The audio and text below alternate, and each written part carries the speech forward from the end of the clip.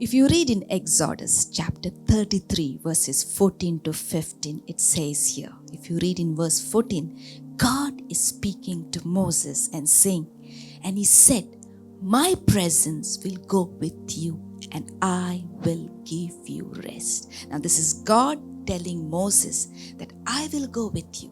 My presence will be with you. And when my presence is with you, I will give you rest. And look at what Moses replies in verse 15. Moses is saying, then he said to him, if your presence does not go with us, do not bring us up from here. Wow, I love the reply that Moses is giving to God. He's saying, God, if your presence does not come with us, we are not moving from this place. Moses had a beautiful encounter with God like no other person. He had a face-to-face encounter with God. He really knew who God was, his presence, his glory.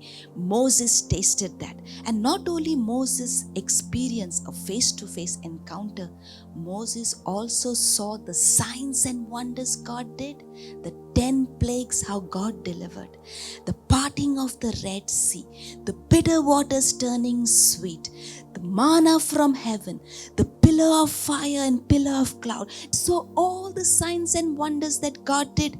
But what did Moses long for more than signs and wonders? Was his presence. He thirsted after God's presence. And that's what he's saying in verse 15 here. If your presence does not go with us, do not bring us up from here. Moses knew what the presence of God was. He knew, he tasted the presence of God. That is the key in our life. We need to long for his presence. We need to thirst for his presence. That is the secret. Because you know what?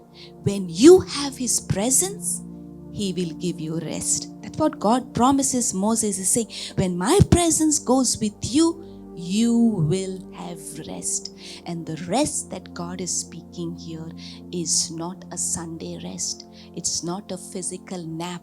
He's talking about the internal rest, the calmness in your mind, the security, the stability, the confidence we have when we are in the presence of God.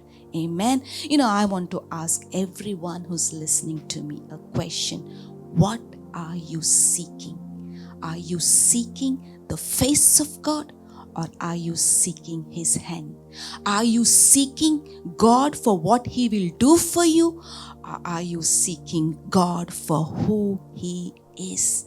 We all start our journey with God seeking his hand, seeking what he will do for us. God, do this for me, do that for me, fix this for me, fix that for me. And that's okay.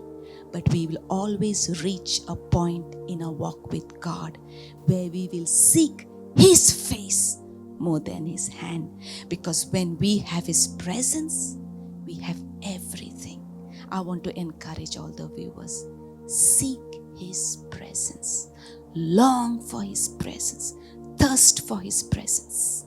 Even if you don't get what you want, his presence satisfies you. His presence completes you. Amen. God bless you.